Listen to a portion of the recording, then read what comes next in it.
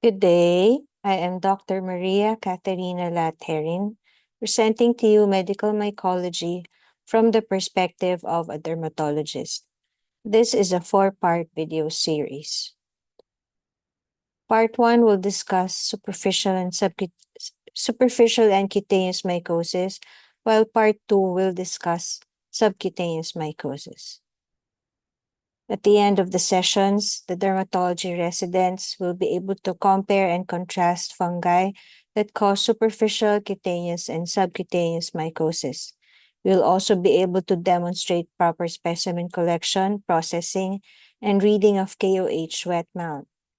You will be able to diagnose correctly superficial, cutaneous, and subcutaneous mycosis. You'll be able to select the most appropriate management for such infections, and you will be able to formulate measures for the prevention and control of fungal diseases. What is mycology? By definition, it is a scientific study of fungi.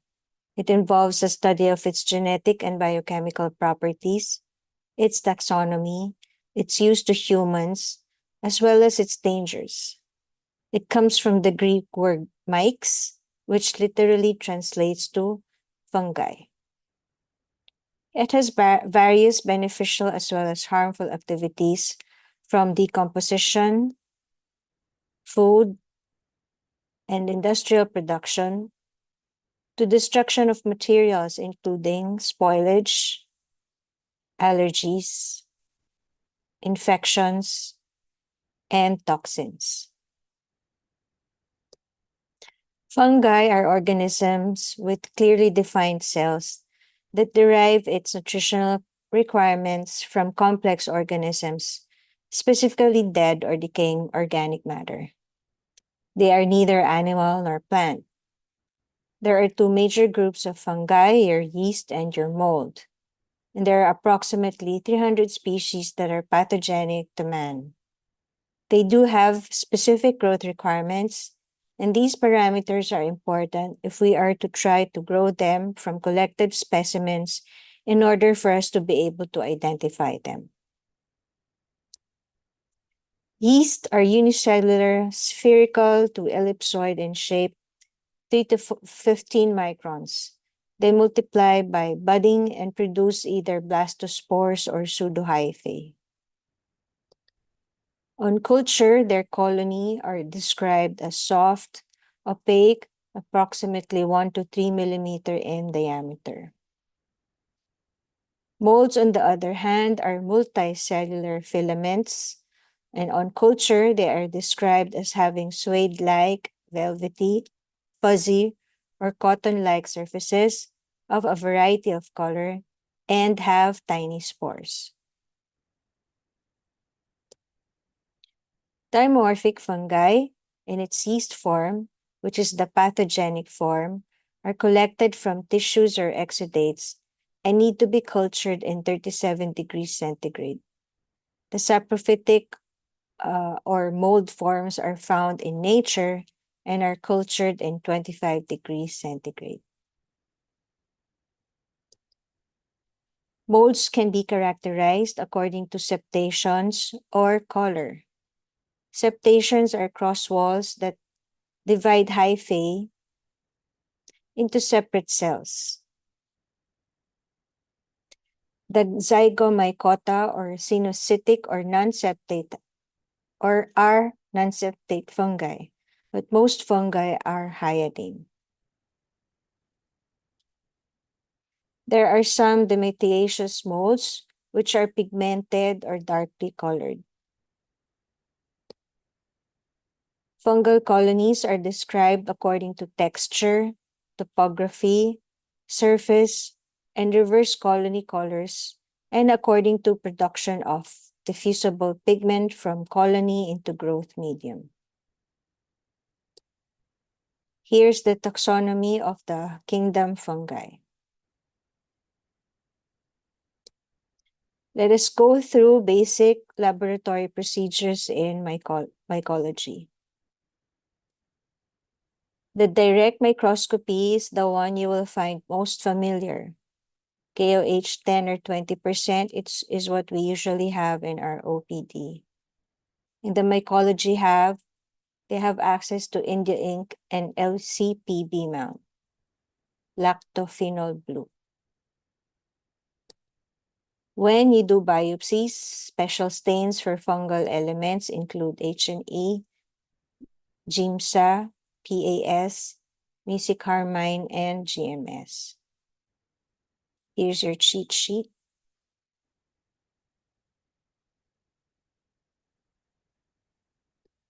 Advantages of direct microscopy include having a tentative diagnosis, which helps handle the delay caused by fungal culture, which can take between 2 to 4 weeks before results are released. Disadvantages include its low sensitivity, and we are unable to identify the species of the fungus. Other laboratory tests include, as was mentioned earlier, fungal culture, which can be direct culture on selective media, usually Sabarod's agar. Riddle's slide culture technique, and there's another one called the Scotch tape flag technique. There are serologic tests for fungus, which include latex particle agglutination, immunodiffusion, countercurrent immunoelectrophoresis, immunofluorescent antibody, ELISA, and Western blot.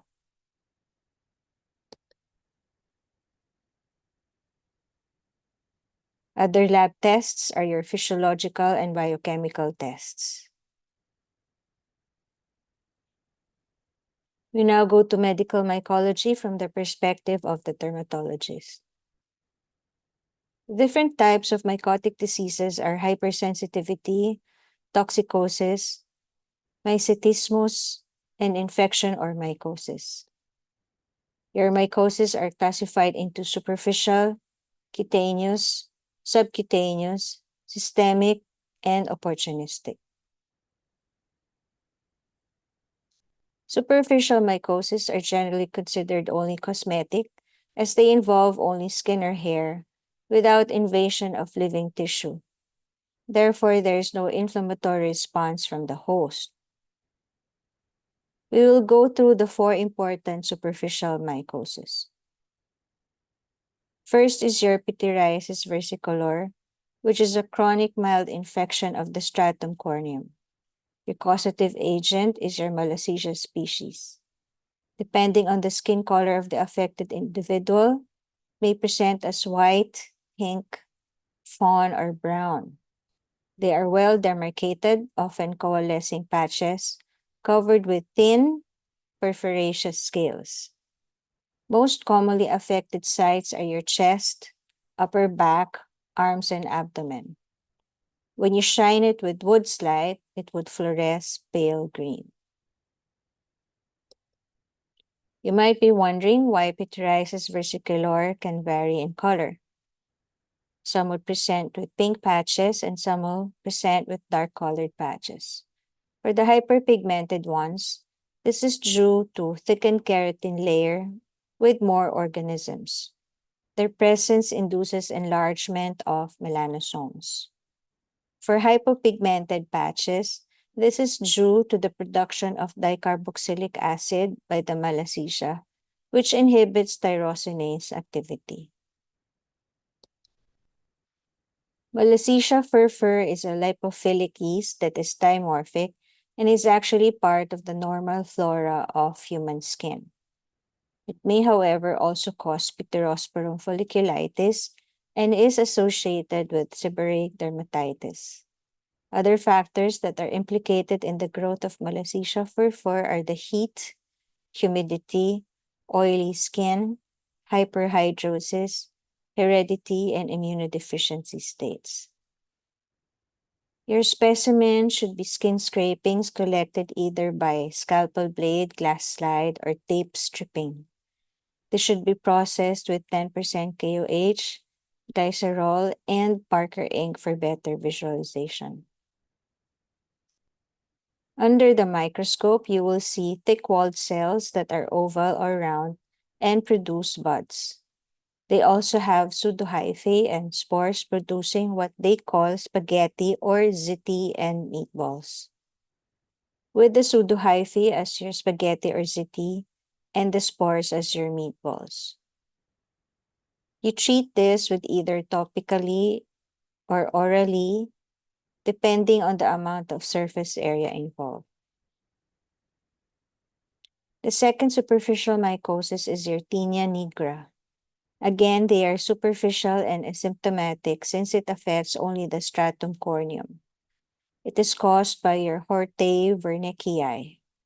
The lesion on the skin would be dark, brown to black discoloration with little or no scaling.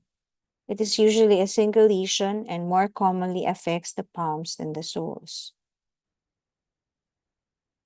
Hortea wernickeyi is dimorphic, able to tolerate high salinity, and contains melanin, producing its brown color.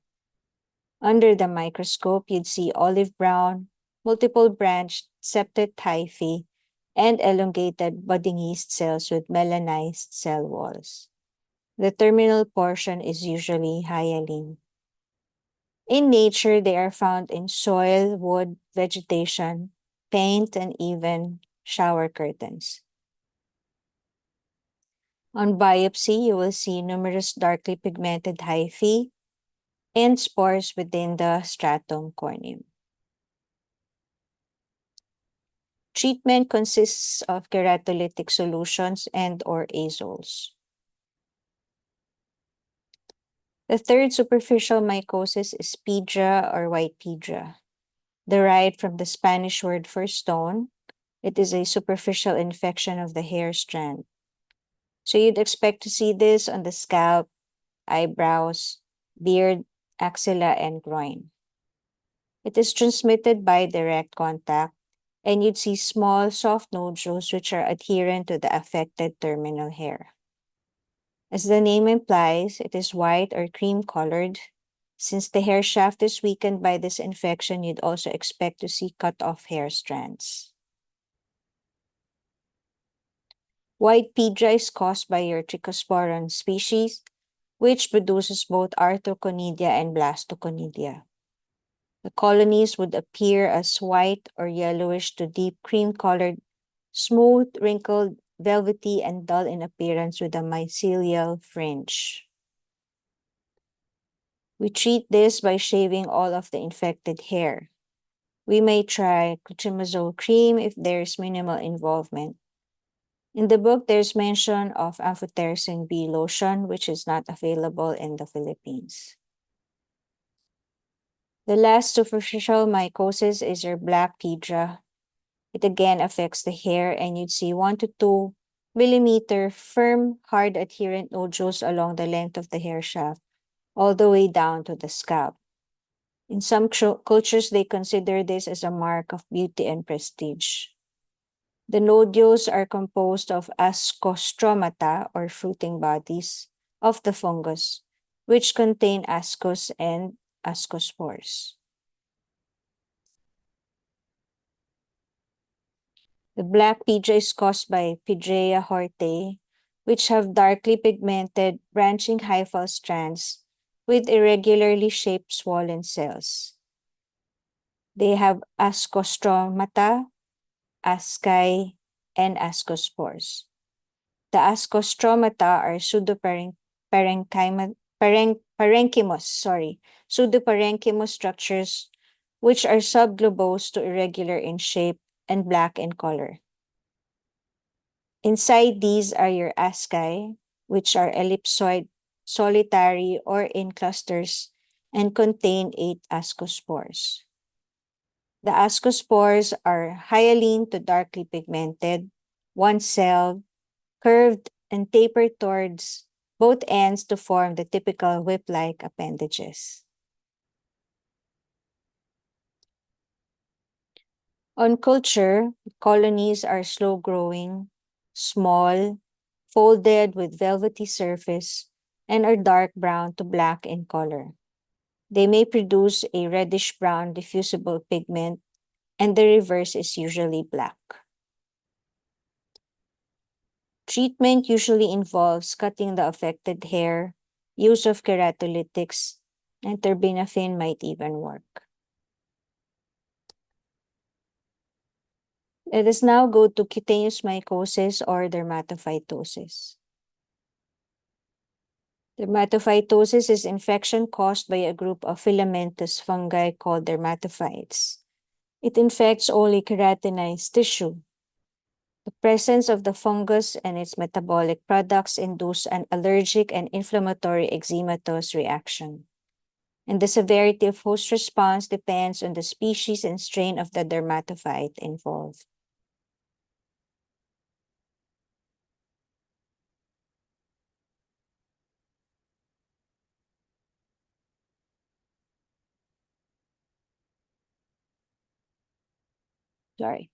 Common dermatophytes in the Philippines include Microsporum canis, Trichophyton tonsurans, Trichophyton mentagrophytes, and Microsporum gypsum. There are different ways to classify dermatophytes. One type of classification is in terms of what their preferred host is. These terms are self-explanatory. Anthropophilic is when the preferred host is human. Zoophilic is when the preferred host is animal skin and hair. And geophilic is when the preference is soil. There are three main dermatophytes: Trichophyton, Microsporum, and Epidermophyton.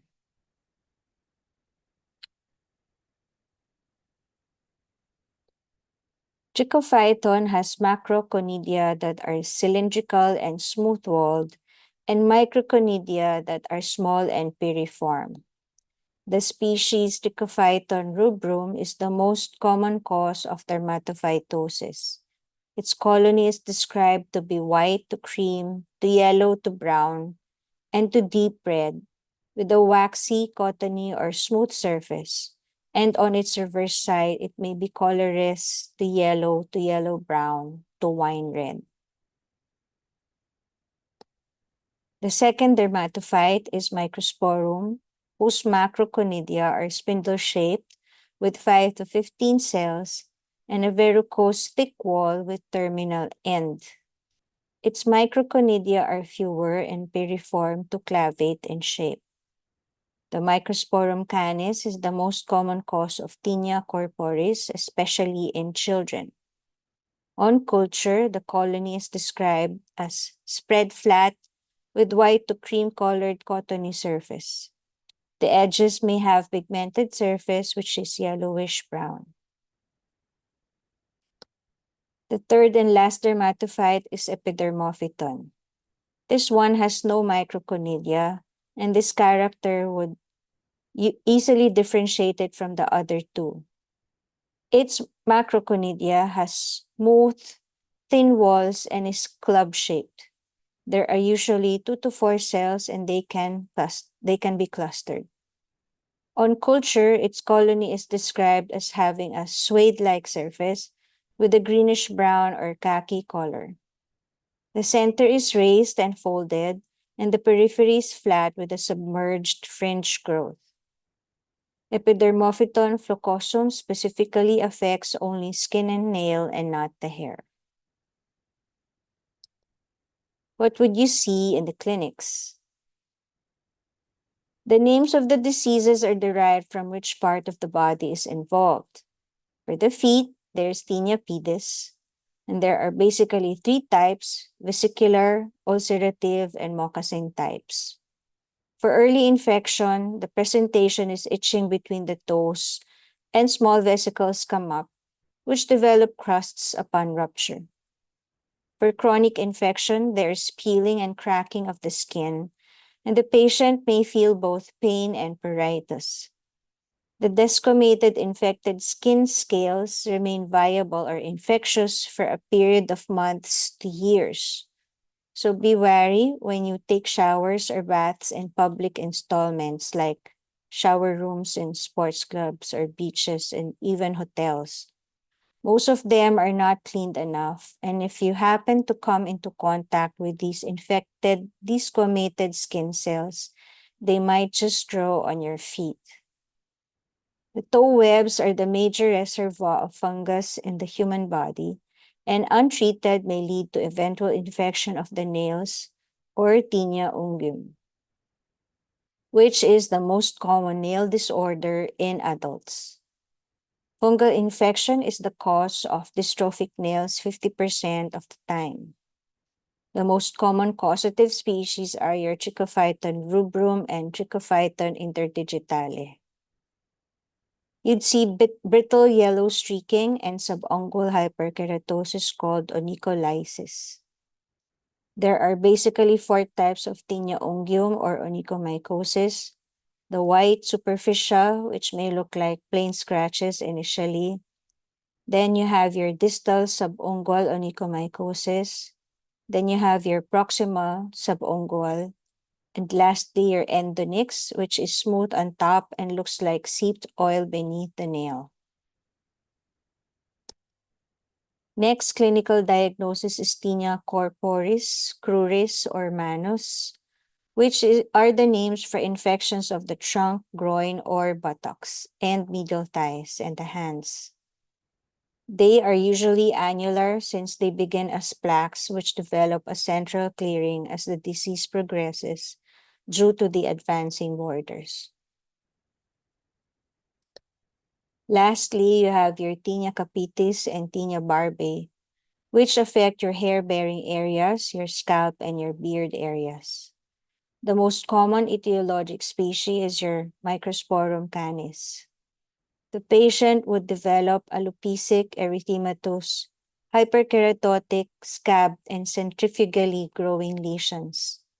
It typically begins with hyphal invasion of scalp skin, with subsequent spread down the keratinized wall of the hair follicle. Zoophilic species like your Trichophyton tonsurans may induce severe combined inflammatory and hypersensitivity reaction called carrion. It's usually bumpy and boggy. Favus is the term for severe form of tinea capitis that forms a yellow crusting called scutula. It is usually caused by Trichophyton schonleanii. We still need to collect specimens from the affected areas, whether skin, hair, or nails, in order to identify the fungus involved. For direct microscopy using wet mount, 10% KOH is used for skin scrapings, and 20% KOH is used for nail clippings.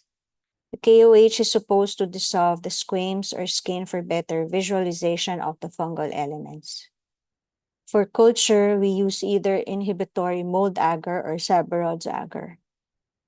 After putting the skin, hair, or nails, this is incubated for 1 to 3 weeks in 26 to 28 degrees centigrade. Identification would involve characteristics of the colony growth as well as microscopic studies of the growth. Here's a video clip to show you specimen collection, processing, and reading of KOH wet mount.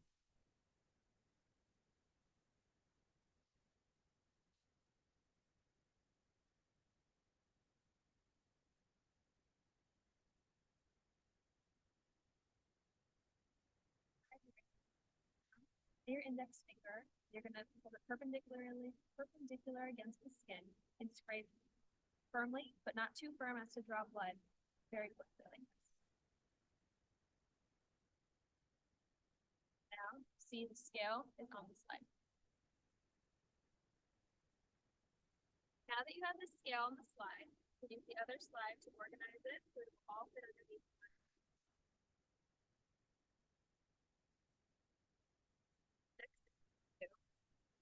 KOH, use either one or two.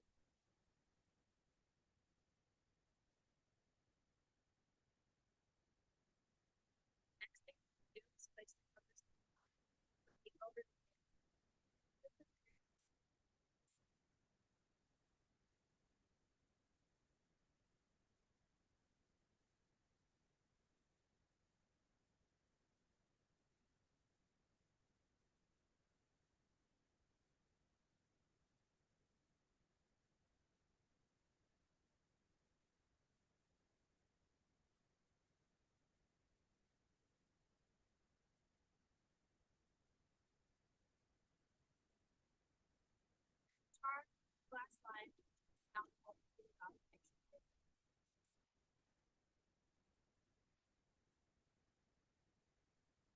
any charm moving up the bottom of the slide.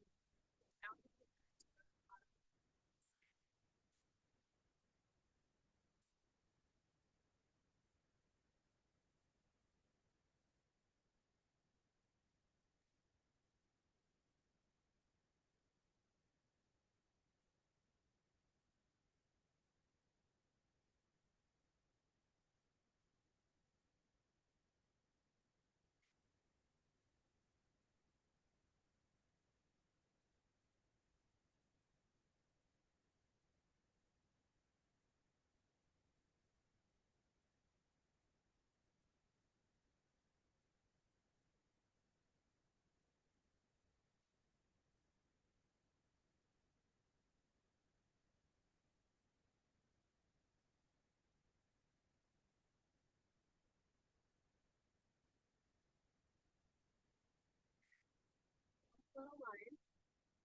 The height that we're looking for. So now we're not in focus.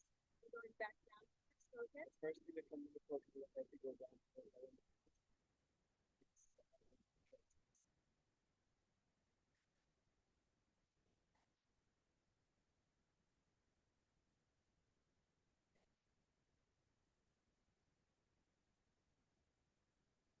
the height they come in and out of. Okay.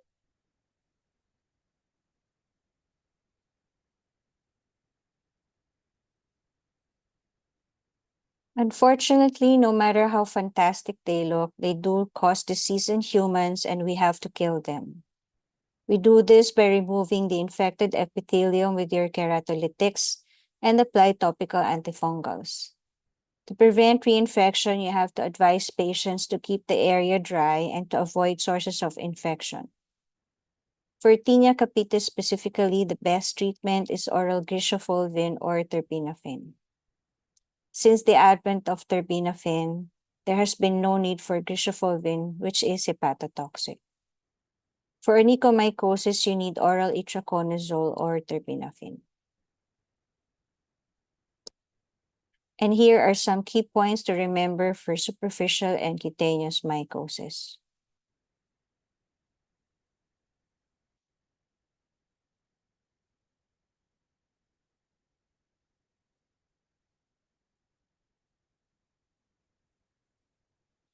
This is the end of part 1 of the 4-part video series. See you in part 2.